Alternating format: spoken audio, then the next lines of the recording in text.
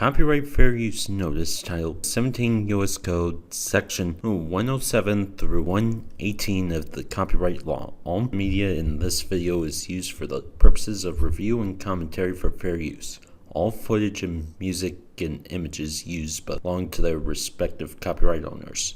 All review material is meant for mature audiences and are looked at from an adult perspective. Viewers under the age of 13 should not watch without parental guidance.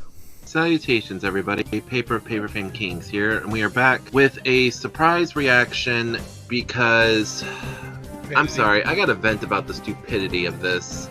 So, King's gonna play it. This is Season 4 of Invincible, Episode 2, and he's hitting play. Did you just make me feel bad about the planet of genocidal maniacs almost getting wiped out? Yes, he did. Also, maybe it is a good thing. Okay, I got a question. Yeah. If you guys were all spread so thin, barely holding your empire together, why continue with the whole conquering new planets thing? I wasn't sent to Earth just to conquer it. I'm sorry, what? Earth was just one of many planets we visited to determine if there were alien species genetically compatible with our own, and if we could use them to save our race. Wait a second. Your mission, your real mission, was to bang your way across the galaxy, looking for someone your people could make babies with? We didn't put it like that. Oh no? Oh. That's literally what it is! Different words, but same thing. Yes, I succeeded. The fact that Mark is almost as strong as me proves the human race is suitable for Viltrumite interbreeding. That is why I tried to take control of Earth after I saw Mark had inherited my powers. Pause. Oh my god. This is positively the dumbest plan. You literally find out, like, your main mission was to find a species the Viltrumites could breed with. So after finding out that yes, humans and Viltrumites can breed together and they will inherit powers.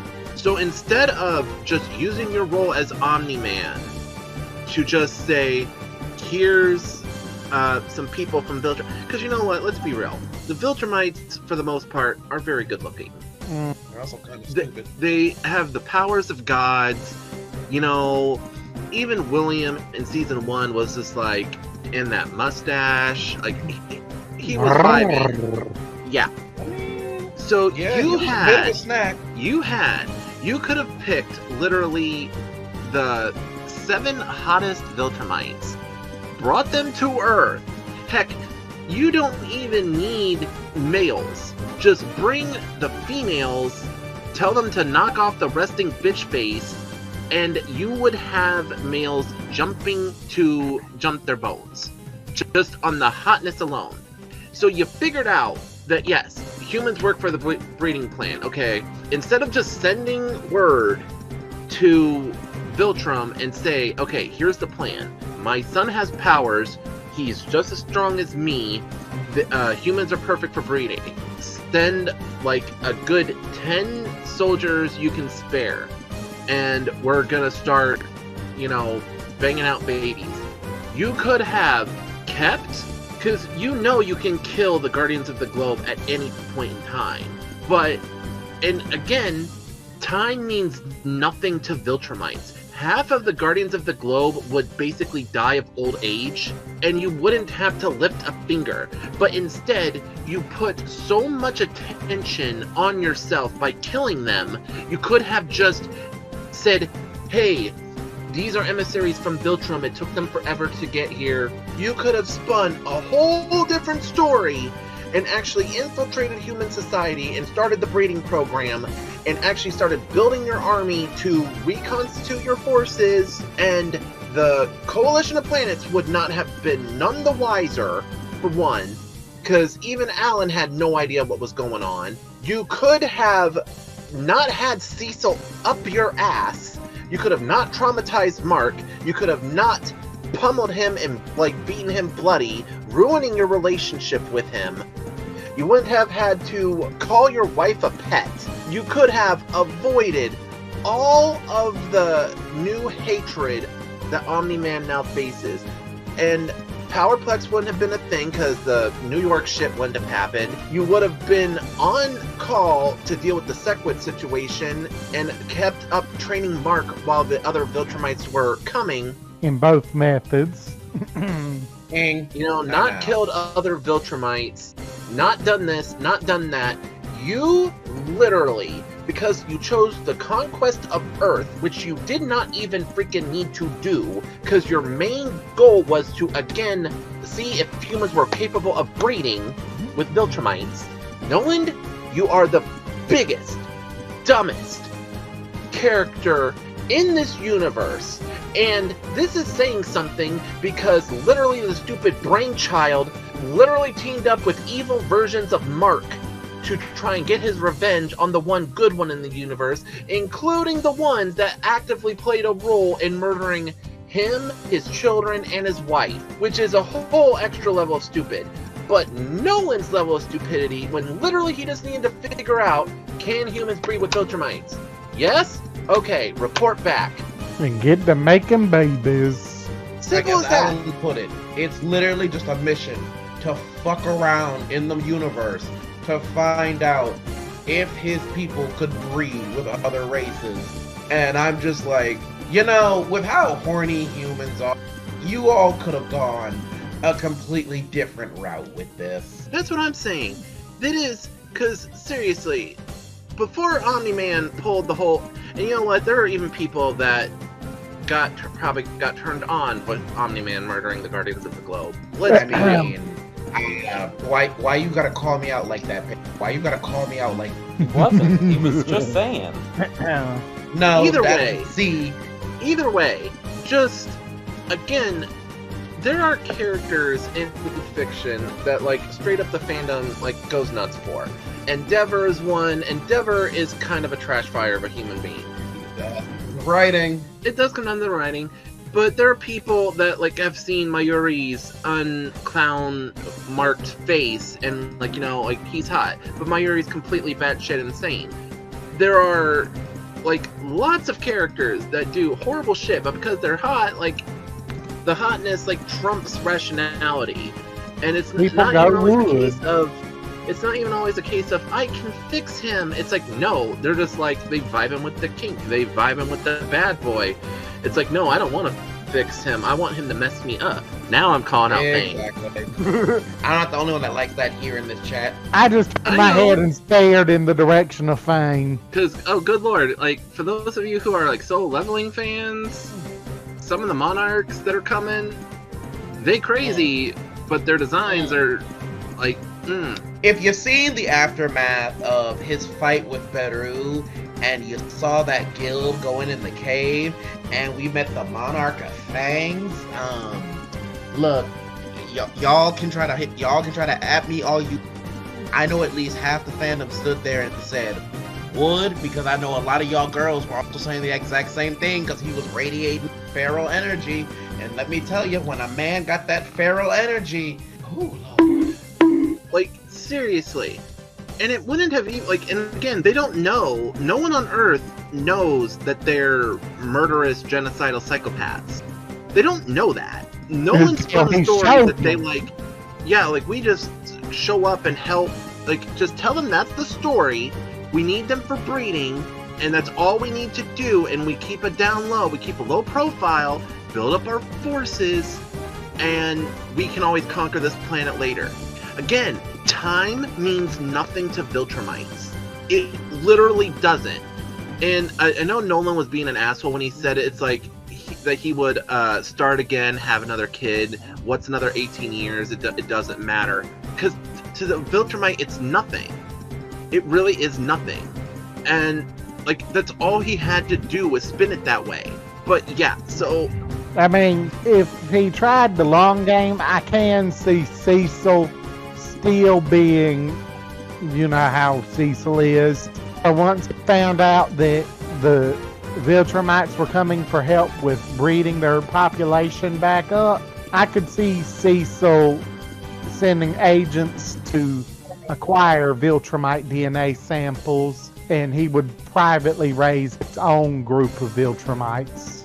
Possibly. Cecil doesn't have Who that knows? voice. But see, here's the thing. Like, yeah, Cecil didn't trust Nolan from the start. But, you know, like, given the time he'd spent, like, being a hero and, you know, keeping away from the Guardians, it's neither here nor there. Again, with the long game, it wouldn't have mattered. He could have just, like, outlasted Cecil. But Cecil actively went into figuring out, like, what do we need to do to kill Viltrumites? And because of the series of events that happened, he found a bunch of stuff that even wasn't even in his books. But at the end of the day, it seems so stupid for him to go with the conquest plan. Because going back into season 1, he's like, oh yeah, Mark's powers, that changes things. No, it didn't. No, it didn't. You literally figured out, okay, we can breed, they'll get powers. Call Viltrum, or send a report, even if it took time, it wouldn't have mattered. And get some hot Viltrumites down here to get the freak on. That's all they needed to do. And they could have kept things under the radar and not raised Earth's cockles up about it, and the United Coalition of Planets wouldn't have known shit. Because again, the only reason why Mark fought Alan and revealed that this was Earth, not Yorath, was because Nolan was recovering from his fight with the Guardians. He could have kept Alan in the dark, so he wouldn't have known that he was going to the wrong planet still, and the United Coalition of Planets wouldn't have known about anything that was going on Earth. So yeah, that's my rant. This really was just the shittiest plan, and it wasn't even the breeding plan. Because again, you know, some people, like, you know, your husband's hot, given the world they all live in, if you're gonna have an Omni-Man as your partner that's going to protect you from whatever the fuck that exists in this world, because you're having the kids and you're raising the kids, and, you know, maybe Earth has a little bit more protection for a couple years until the child's born, and then you have another, and then have another, and whatever. You have that security. You have that protection. People will go after people for less and be in relationships for less. So even if it wasn't an attraction thing, some people would do an arranged marriage just for the protection, just to raise the next generation of heroes.